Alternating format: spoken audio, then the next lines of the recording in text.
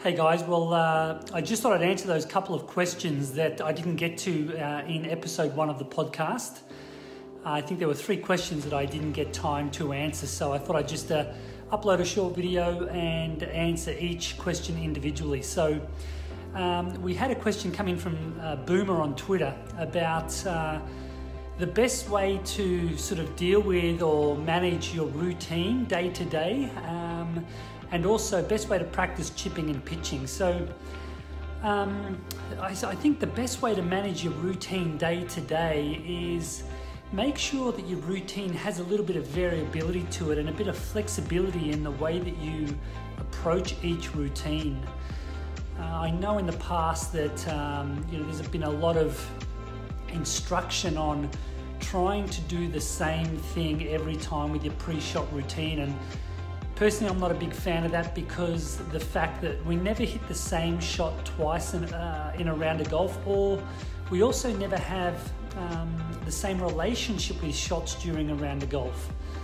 Some shots we have a healthy and productive, positive relationship with, and then some other shots we have a really shitty relationship with. Shots that just give us the heebie-jeebies, or we just have this uncomfortable sort of feeling about the shots. So I think the important thing with a routine is to break it down for me into 3 components of the routine, which we're actually going to go into a bit more in episode 2 of the Mental Mastery Golf podcast. But there's 3 sort of different aspects to a routine. One is the pre-shot routine, another is the in-shot routine, and then the third one is the post-shot routine. Your pre-shot routine, I want you to have as much flexibility, creativity in that pre-shot routine as you can have. Just whatever you feel you need to do to create good clarity and some good confidence about the shot you're about to hit, just do that. There doesn't need to be this rigid linear process and doing the same thing every time with your pre-shot routine.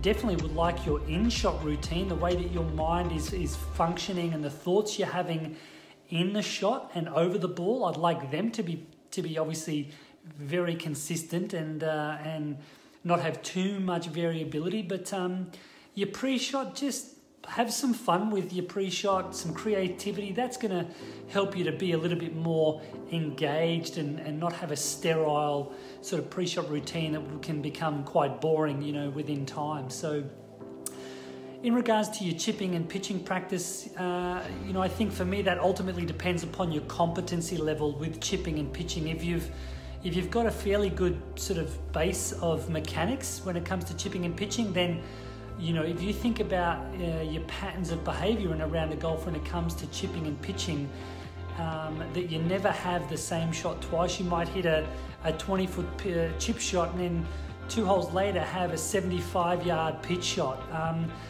So in your practice, just make it very random and different. I had the pleasure, or the I'll say pleasure definitely, of starting my golf career when I was 25 years ago, and I started that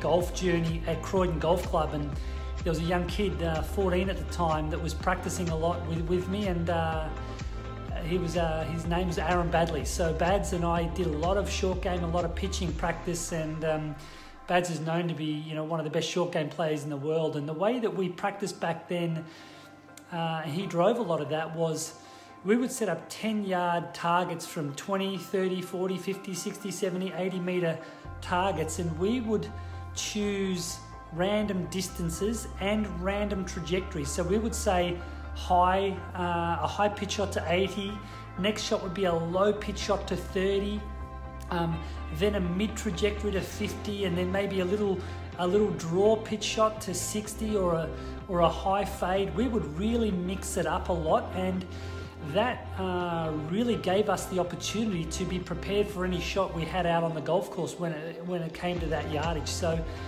for me, I think that's a great way to be able to practice, providing your competency level from a mechanical and technical point of view has a really sound foundation. So boom, I hope that helps. Let me know if you have any questions in regards to that. And as I said, we're going to discuss a little bit of the routine stuff in episode 2 of the podcast. So make sure you listen in, and look forward to many more of your questions moving forward.